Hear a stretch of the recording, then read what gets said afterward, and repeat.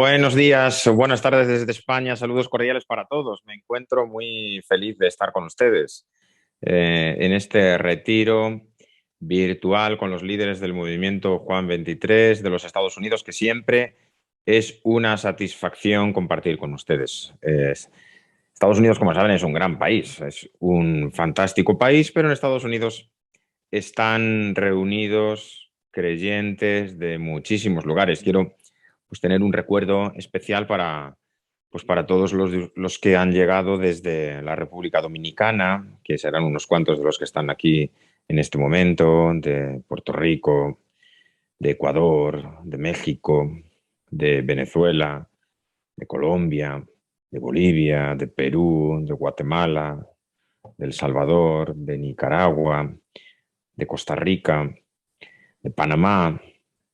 Seguro que me falta alguno, Argentina, Chile, seguro que me falta alguno, porque los he dicho así de memoria, pero al citar los países no cito solo los países, sino que me vienen a la mente caras de muchas personas a los que pude acompañar y ofrecer humildemente mis servicios de sacerdote en mi estancia en el Bronx, en Nueva York, en el cual yo me encontré muy a gusto y allí pude experimentar un poquito esta riqueza y esta variedad tan enorme que tenemos en la comunidad hispanoamericana. De unos lugares a otros compartimos una misma lengua, compartimos un pasado común, compartimos una misma fe y ahora mismo están aquí reunidos orando porque el Señor es grande y porque seguramente en los Estados Unidos muchos de ustedes han redescubierto la fe, han vuelto a encontrarse con el Señor, la viven con muchísima más pasión y entereza.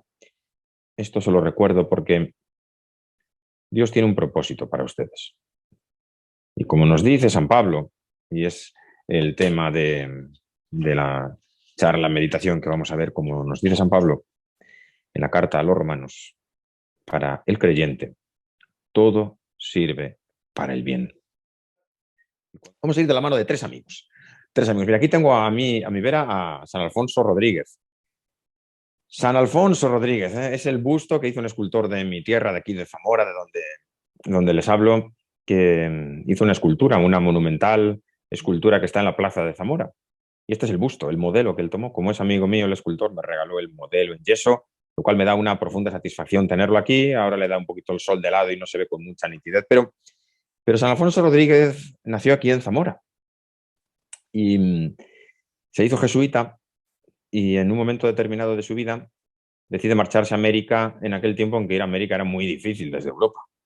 Y se marcha a América y ahí se dejó la vida entre unos indígenas que hay en las cataratas de Iguazú, en la frontera entre Paraguay y Brasil. Es un paraje natural precioso, las cataratas de Iguazú. Y allí él se entregó totalmente a los indígenas guaycurúes y a los guaraníes, dos tribus a los que él sirvió, les ayudó a muchas cosas, pero lo mataron. Lo mataron.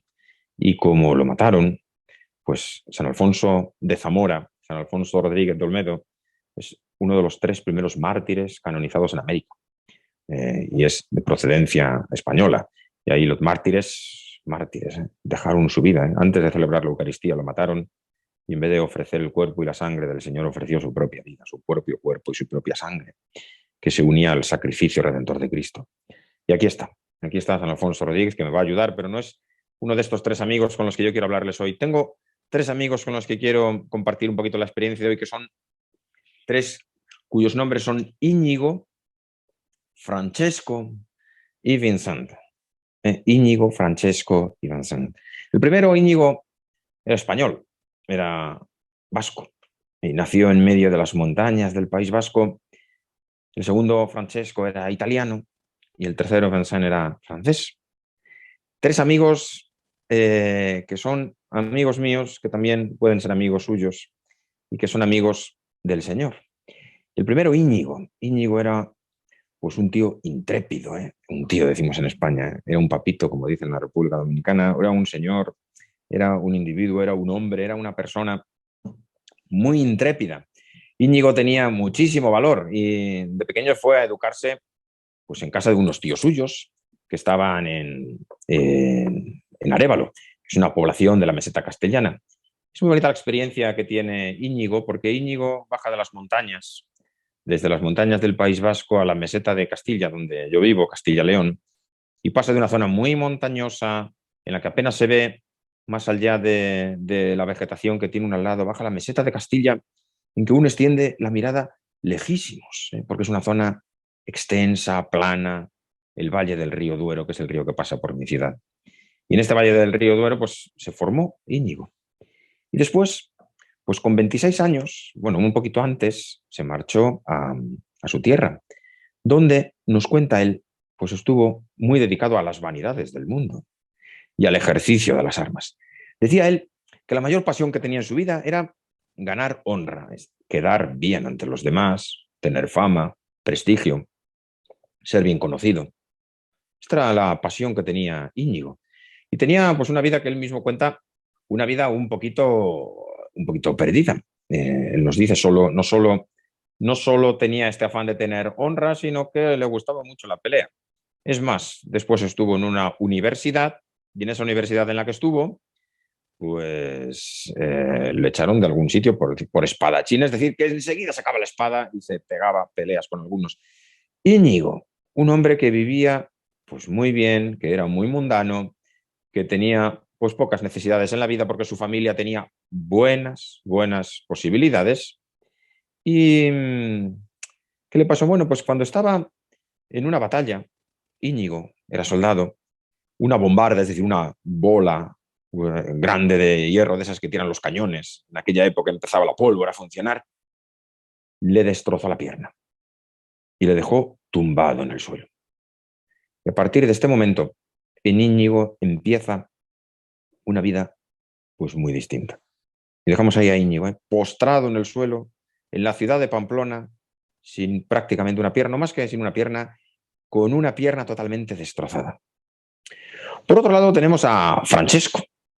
Francesco era un jovencito, educado pues por sus padres, pues en lo típico de la época, que eran, como dice él, las vanidades del mundo, que estaba educado pues en vivir bien. Su padre tenía un comercio muy prestigioso, vendía telas de lujo, y Francesco desde el norte de Italia viajaba mucho a Francia, le encantaban pues los cantos de amor, las pasiones, y se iba por ahí, como él nos cuenta, él mismo nos cuenta, pues se nos iba por ahí, bueno, uno de sus biógrafos cercanos se llama Tomás Celano, pues nos cuenta pues que andaba, dice, en todo tipo de disolución. Hacía cuanto le venía en gana y se entregaba con tanto ardor a una vida vergonzosa. Estaba esclavo del pecado, nos cuenta. Francesco. ¿Qué ocurre Francesco? Bueno, pues Francesco estaba también en peleas, como el anterior Íñigo. Y en medio de estas peleas, en cierta ocasión, lo metieron preso en la cárcel. Y lo pasó muy mal, estuvo un año en Perusa, preso en la cárcel. Pero Francesco también tuvo una experiencia muy difícil, y es que estuvo enfermo. Y la enfermedad le postró en la cama durante mucho tiempo, en la que estuvo a punto de perder la vida. Y ahí dejamos a Íñigo tumbado en el suelo de Pamplona, donde le han quebrado una pierna. Dejamos a Francesco en una cama en el norte de Italia, donde padece una difícil enfermedad que estaba a punto de llevar a la muerte. Y nos vamos a visitar al tercero, que es Vincent, que es francés, y que era pues un muchacho que no tuvo una infancia tan compleja como la que tuvieron estos dos, o juventud. No tenía una vida licenciosa. Vincent quería ser sacerdote, procedía de una familia de agricultores, de no muchas posibilidades, y pensaba que en aquel momento en Francia pues era muy bueno hacerse sacerdote, y le pasó como le pasa a algunos sacerdotes, que lo que quieren no es evangelizar, sino hacer vida clerical. Tenía un amigo que decía que distinguía entre clérigos, entre clérigos eclesiásticos y sacerdotes. Decía, todos son lo mismo. Dice, pero en unos casos los sacerdotes se dedican a las cosas de Dios, y en el otro, los clérigos eclesiásticos se dedican a ver si suben de puesto, a ver si tienen mejor posición y a ver si crecen en la estructura de la iglesia. Porque el pecado se cuela en todos los creyentes, también a veces en los sacerdotes. Y tenemos que tener mucho cuidado de no caer en las vanidades de este mundo. Y Vincent Vicente tenía pues este mismo riesgo. Y él ingresó como sacerdote porque lo que quería era obtener un buen puesto y estaba buscando a ver el modo en que llegaba a ser obispo y tener así pues, más riqueza, más poder, vivir mejor. Y en uno de los viajes que hizo persiguiendo a uno que le había robado una herencia de una mujer y que esta viejecita le había dejado dinero para que pudiera continuar con sus estudios, resulta que lo fue persiguiendo un poco pendenciero, se montó en un barco y el barco en el que se montó lo apresaron unos piratas y lo llevaron preso al norte de África. Desde Marsella, al sur de Francia, lo llevaron por el Mediterráneo preso al norte de África. Y allí se pasó varios años vendido como esclavo.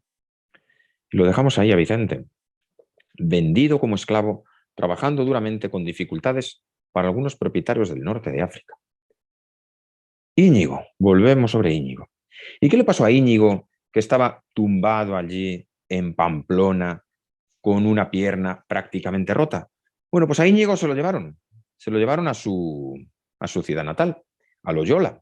Y allí en Loyola, Íñigo empieza a sufrir de manera terrible, porque uno puede contar, uy, Íñigo, qué bien, leyó una... No, vamos a ver, Íñigo nos cuenta él cosas terribles en su autobiografía, que no la escribió él directamente, sino alguien al quien le iban contando Cámara, un jesuita al que Íñigo le iba contando las cosas.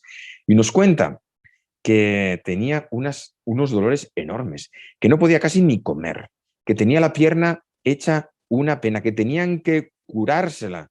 Y para eso, dice él, se hizo una carnicería, porque tenían que cortarle el hueso que sobraba, tenían que ensamblarle los huesos de una manera, y que eran tales los dolores que tenía porque se moría, porque en aquel momento pues no había anestesia, no había medios quirúrgicos como ahora, las dificultades eran muy grandes. Y fijaos lo que dice, viniendo ya los huesos a soldarse unos con otros, le quedó abajo de la rodilla un hueso encabalgado sobre otro, por lo cual la pierna le quedaba una más corta que la otra, con un hueso levantado.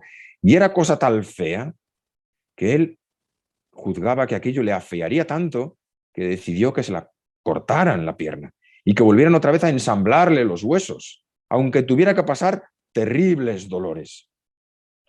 Esta es la situación de Ignacio, dura y difícil.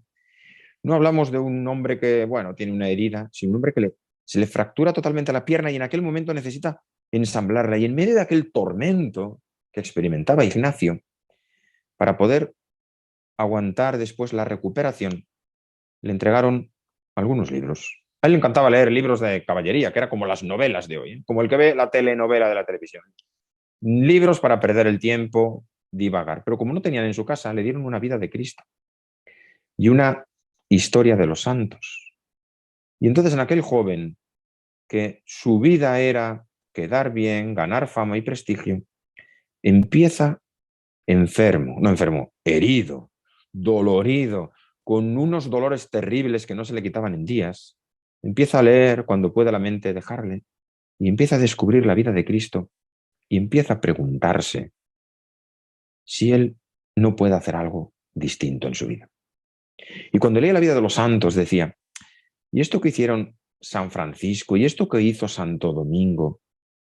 ¿Qué sería yo si hiciese lo mismo que aquellos santos?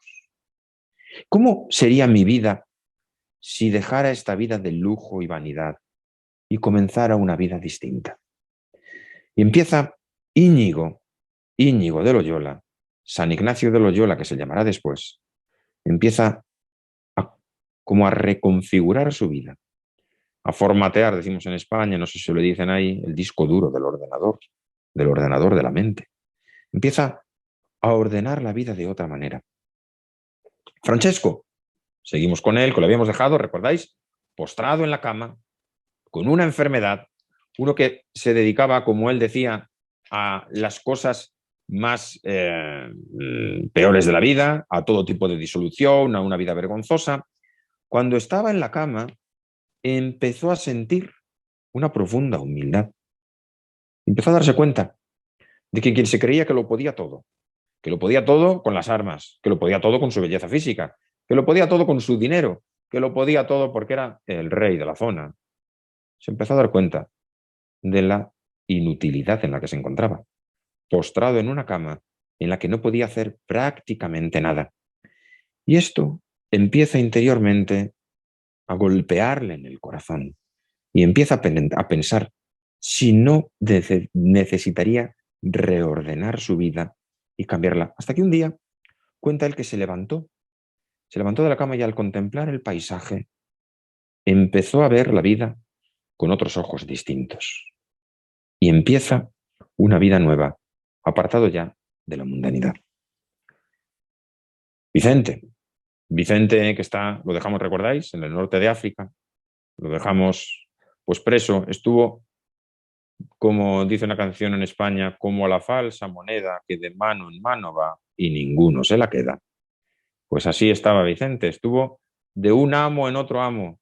Lo compró un amo que lo llevó para pescar, pero como se mareaba en el barco, dijo, este esclavo no me sirve para nada.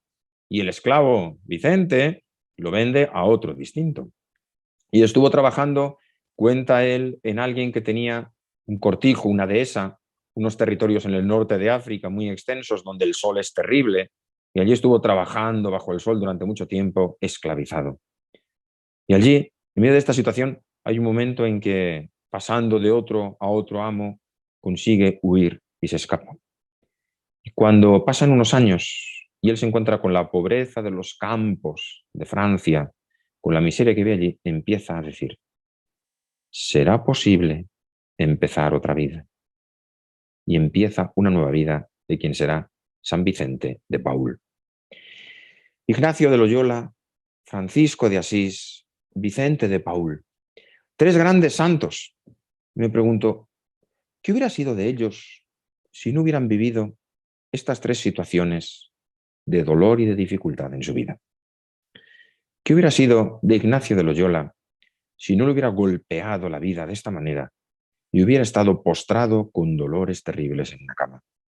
¿Qué le hubiera pasado a Francisco de Asís, si no hubiera vivido la enfermedad? ¿Qué le hubiera pasado a Vicente de Paúl si no hubiera conocido lo que era la esclavitud en sus propias carnes? Estas tres experiencias dolorosas marcaron a estas tres personas e hicieron que, pues hicieron que Ignacio de Loyola abandonara la vida de perdido y empezara un proceso interior por el cual primero se va a Roma y a Jerusalén en peregrinación, luego estudia teología, luego funda la Compañía de Jesús, que tantos bienes y tantos santos ha dado a la Iglesia. Francisco, después de aquello, comienza lo que dice él, el desposorio, la boda, con la dama pobreza, con la que se une y deja toda la ropa y todas las cosas de su padre y solo se queda con la pobreza y la predicación. Y le hizo fundador de la Orden de los Franciscanos, que tanto bien ha hecho en la Iglesia. Vicente de Paúl, después de aquella experiencia y de conocer las miserias en las que vivían los pobres en las campiñas de Francia, funda a las Hijas de la Caridad. Las Hijas de la Caridad que tanto se han entregado al servicio de los pobres en distintos lugares del mundo. Tres santos que fueron amasados por el dolor, amasados por la dificultad, por el accidente en el caso de Ignacio, por la enfermedad en el caso de Francesco, por el cautiverio en el caso de Vicente. Pero tres santos que descubrieron en medio de estas dificultades la voluntad de Dios. Nosotros a veces también experimentamos situaciones difíciles en nuestra vida y nos podemos afrontar, nos podemos poner ante estas dificultades de la vida de muchas maneras.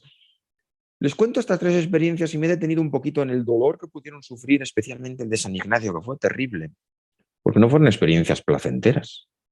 Cuando estamos sumergidos en la noche del dolor, a veces uno no ve, a veces uno se enfada, se rebela, y a todos nos gustaría, porque a todos nos gustaría tener una vida fácil, placentera, cómoda, tranquila. Pero, como dicen los psicólogos hoy, fijaos, no solo los santos, pero también los psicólogos de hoy, tengo aquí un libro de Tal Ben-Shahar, que es un psicólogo de Harvard, impresionante, nos dice que muchas personas buscan la felicidad, pero buscan la felicidad sin darse cuenta de que la felicidad ha de encontrarse en medio de los dolores, los sufrimientos y las dificultades de la vida, de un mundo que está lleno de imperfecciones. La búsqueda del placer y la evasión, dice, la búsqueda del placer y la evasión del dolor forman parte de nuestra naturaleza. Y así intentamos evitar el sufrimiento a toda costa.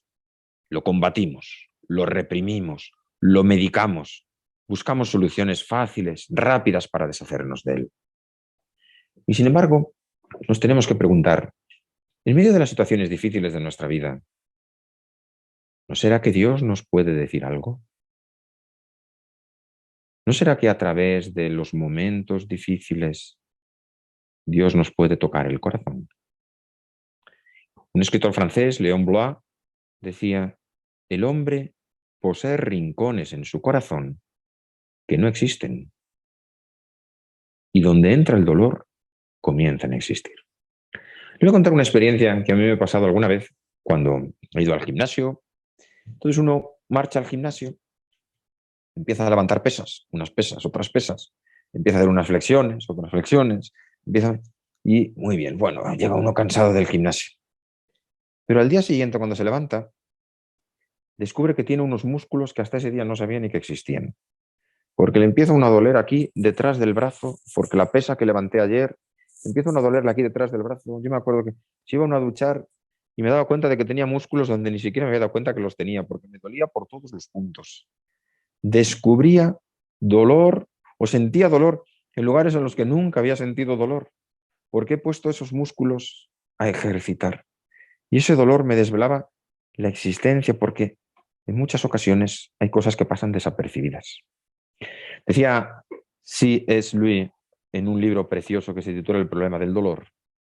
Dice, Dios susurra y habla a la conciencia a través del placer, pero grita mediante el dolor. Es el megáfono que Dios tiene para despertar a un mundo sordo. Y esto se lo digo después de la pandemia.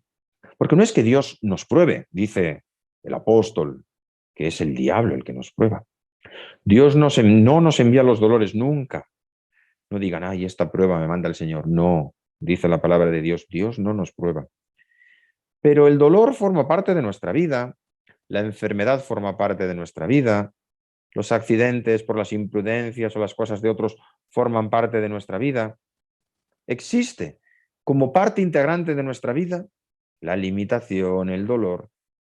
Y aunque Dios no quiere ni nos envía los dolores y los sufrimientos, estos a veces llegan por distintas cosas. Pueden llegar porque nuestro cuerpo, que sabemos que es débil, le entra un virus y una enfermedad. Porque alguien imprudente conduce mal un coche, maneja mal un coche y atropella a otro. Porque alguien con violencia, como ha pasado en Estados Unidos en distintos lugares, llega con una escopeta y dispara. ¿Dios quiere eso? No, Dios no quiere eso, porque entrar con una escopeta a disparar va en contra del quinto mandamiento, es decir, va contra Dios. Pero cuando las circunstancias de la vida, las violencias de los otros, la debilidad de nuestro cuerpo, la limitación de la naturaleza, nos producen una situación difícil, dolorosa en nuestra vida, Dios aprovecha esa situación para tocarnos el corazón. Y puede ser que en ese momento en que estamos más sensibles, que tenemos todo a flor de piel, Dios sea capaz de entrar más a fondo en nuestra vida. El dolor, dicen algunos, es eso que destroza la ilusión de que todo va bien y que todo es muy bonito y que nos da un baño de realidad contra nuestra autosuficiencia. Hemos vivido estos 2 años de pandemia, seguimos todavía en ello. Y ciertamente, aunque no sabemos muy bien su origen, algunos hacen con teorías de especulaciones, de que si... Pero da igual, sea, como haya llegado este virus, a través de este virus se ha dado un bofetón a la humanidad, diciéndonos, te que eres autosuficiente y en cualquier día te puedes caer. Y nos da a todos nosotros también muchas enseñanzas. Pero atención, porque en los momentos de dificultad y de dolor, en que Dios aprovecha esos momentos para tocar las puertas de nuestro corazón, atención, puede ser que no escuchemos ni la voz de Dios, ni nada.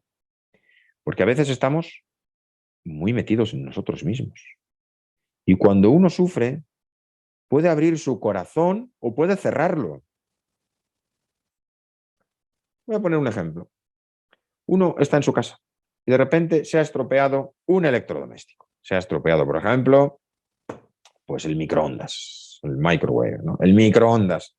Se ha estropeado el microondas. Bueno, pues se pueden hacer muchas cosas cuando se estropea el microondas, pero voy a quedarme en 3 posturas que suelen ocurrir cuando se estropea un microondas, el secador del pelo, la nevera o la que sea. Postura primera. Se estropeó el microondas. Me enfado.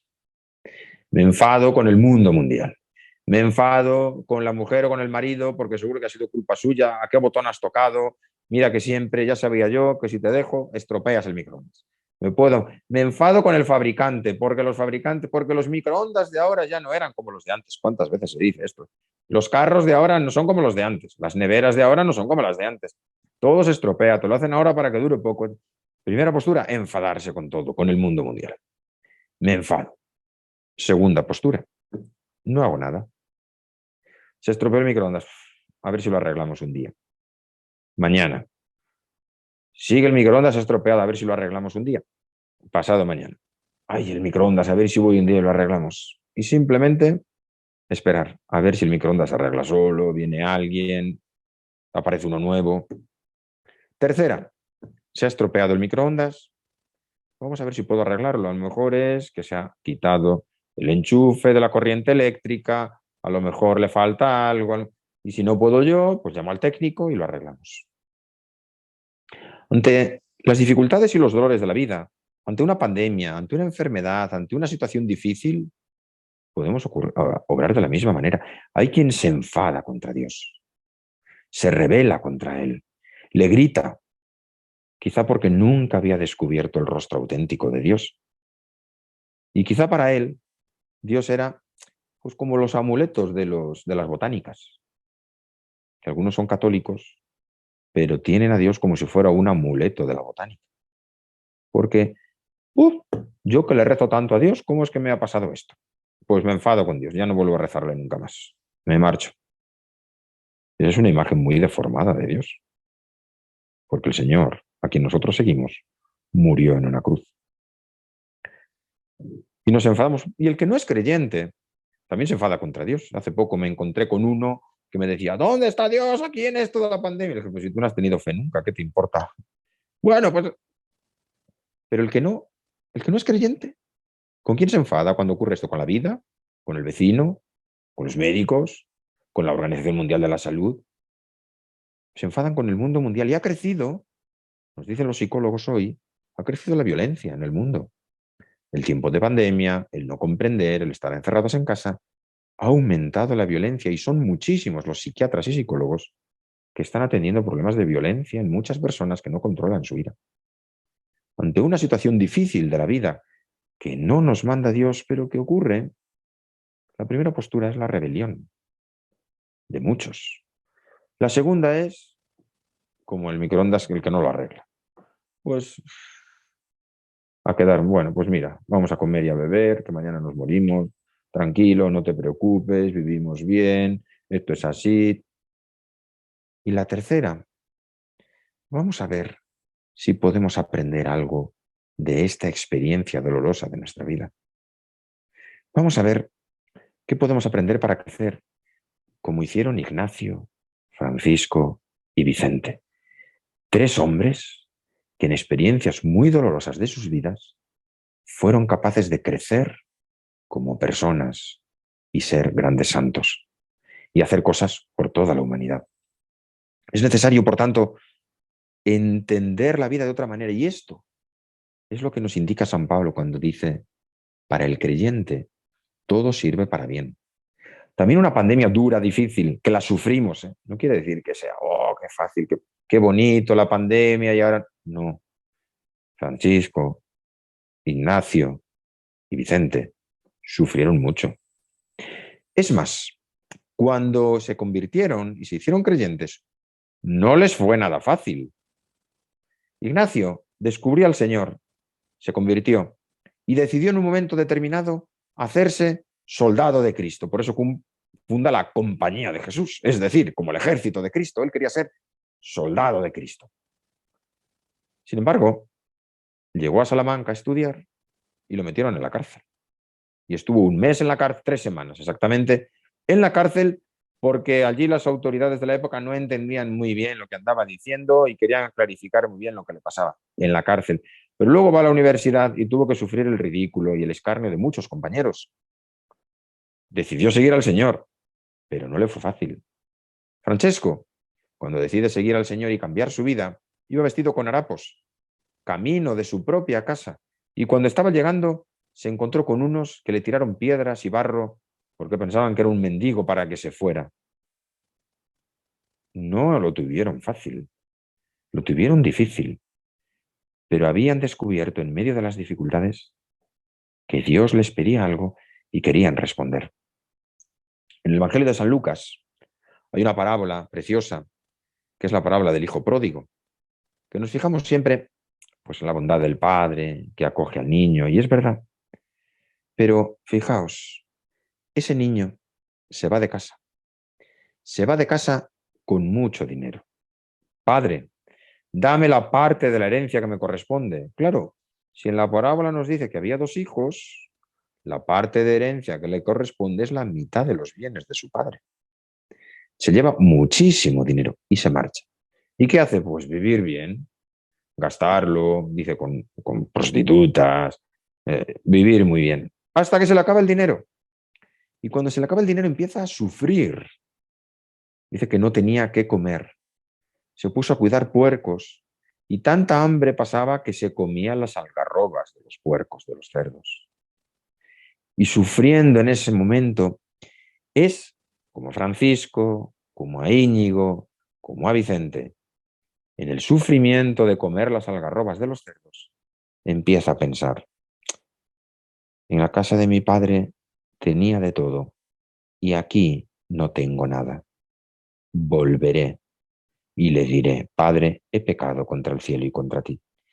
Es en el momento del hundimiento, del dolor y de la dificultad, cuando este niño retorna a la casa del Padre. Dios no le mandó eso. Era producto de sus propias acciones. El hijo pródigo tenía mucho dinero, pero en vez de invertirlo, en vez de montar un negocio, en vez de hacer con él, lo malgastó. Se dedicó a gastar, a gastar, a gastar, a gastar, hasta que se le acabó. Y cuando se le acabó es cuando empieza a sufrir. El sufrimiento era fruto de sus propias acciones. Pero Dios le toca el corazón en medio de ese sufrimiento y vuelve a la casa. Solo cuando está en esa situación es cuando es sensible a la voz de Dios y vuelve. Y cuando vuelve se encuentra con el otro hermano. Que el otro hermano, y este puede ser uno de nosotros, es ese creyente que realmente no conoce al Padre. Está en la casa del Padre, pero no lo valora.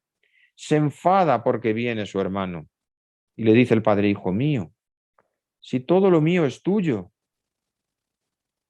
lo disfrutas todos los días, ¿no te alegras porque venga tu hermano? Y no se alegra, porque no ha descubierto quizá lo bonito que es vivir junto a Dios, formar parte de la iglesia, porque quizá le hace falta la experiencia del dolor, de irse lejos, para descubrir lo importante que es vivir junto a Dios. Esta es la puerta del dolor. Las dificultades muchas veces son los momentos en los que Dios nos toca el corazón y cuando descubrimos realmente el rostro de Dios auténtico. Muchas veces le preguntamos al Señor una cosa, otra, nos podemos enfadar un poco. Es normal. A veces es posible que nos enfademos y que tengamos pues esas quejas al Señor, pero es en esos momentos en los que se tienen dificultades cuando Dios nos toca la puerta de nuestro corazón. Y por eso, en este tiempo de la pandemia que hemos pasado, en este momento de dificultades en que nos planteamos resistir, sí, pero buceemos, profundicemos, entremos en nuestro corazón y preguntemos, ¿qué me ha querido decir Dios en este tiempo? ¿Qué he descubierto en estos años? Habrán pasado sin más, como ese que se estropea el microondas y bueno, espera que se arregle. Habrá pasado un día tras otro y ya está. ¿Por qué Vicente, Íñigo y Francesco, en medio de unas dificultades tremendas de su vida, reordenaron tanto su vida que se convirtieron en grandes santos? ¿Podré yo reordenar mi vida y escuchar esta llamada profunda a la santidad? ¿Me habré enfadado yo en este tiempo o lo habré malgastado? ¿Habré tirado estos años en los que a lo mejor el Señor me estaba llamando a crecer para adentro, profundizar en mi filiación divina, bucear en mi santidad? A gritos y con lágrimas, Jesús el Señor aprendió sufriendo a obedecer, dice la carta a los hebreos. Aprendió sufriendo en medio de las dificultades. El mal, el sufrimiento, el dolor, la enfermedad se pueden convertir en un obstáculo de nuestra vida, en un muro infranqueable con el que nos chocamos, con el que nos caemos. O el mal, el sufrimiento y la enfermedad se pueden convertir en un punto de partida para una nueva experiencia en mi vida. De hecho, los psicólogos de la realidad, los psicólogos positivos, los psicólogos de hoy, nos invitan una y otra vez a integrar las dificultades y los dolores en nuestra vida, porque si buscamos una vida sin dificultades, nunca la vamos a encontrar. El dolor, dice Tal Ben-Shahar, al que os hablaba antes, dice, el dolor nos da sabiduría. Porque dice él, cuando todo va bien, no nos paramos a pensar. Las dificultades nos ayudan a explorar muchas áreas de nuestra vida. Cuando uno tiene un negocio, dicen algunos entendidos que se aprende más de los fracasos que de los éxitos. Porque volver a empezar y recomenzar es fantástico. Pero el dolor nos da también resistencia. Resistencia, dureza para soportar las dificultades, porque las pruebas nos fortalecen. Ahora, no hemos de buscarlas, porque la enfermedad sabemos que puede fortalecer nuestro sistema inmunológico. Cuando uno tiene el virus ha creado resistencias frente al virus, pero es mejor no tener el virus. Pero si lo contagiamos, tendremos resistencia frente a... Compasión. El dolor nos da compasión. Es decir, nos conecta con las personas que sufren. Nos hace capaces de ser más sensibles al que sufre por el que no ha sufrido nunca. Es incapaz de entender que otros sufren. El dolor nos da una dosis de realidad. Descubrir nuestros límites. Ser humildes. Y terminar con ese culto al yo. Yo, mí, me, conmigo, en el que muchos están enfrascados. Vamos a pedirle, creo que en este momento en que ya termino con esta charla, pedirle al Señor, pues no que nos mande dolores, que el Señor no nos los manda, que los problemas, el que tienta es el demonio. Vamos a pedirle al Señor que nos ayude a valorar bien los problemas y las circunstancias de nuestra vida para que siempre aprendamos de ellas, a que las dificultades no sean una barrera, sino una ocasión para saltar. Y esto se hace pues con oración, con visión sobrenatural, con dirección espiritual, con ayuda de que alguien nos pueda orientar, e incluso con la lectura. San Ignacio de Loyola, en medio del dolor, se convirtió con unas lecturas. Edith Stein, la gran filósofa judía, se convirtió leyendo la vida de Santa Teresa. Santa Teresa de Jesús incluso mejoró en su vida religiosa leyendo un libro, el Abecedario Espiritual, del padre Francisco de Osuna. Charles de Foucault, un gran francés santo, leía las elevaciones del alma a Dios, de Bossuet. En medio de estas dificultades, la lectura, el diálogo, la participación en un grupo, nos ayudará a entender las dificultades y a crecer en ellas. Cuando uno se encierra en sí mismo, cuando uno se mete en su propio yo, las dificultades y el dolor te hunden y te destrozan. Vamos a pedirle al Señor que nos ayude a todos a crecer. Que el Señor esté con vosotros, que os bendiga Dios Todopoderoso, Padre, Hijo y Espíritu Santo.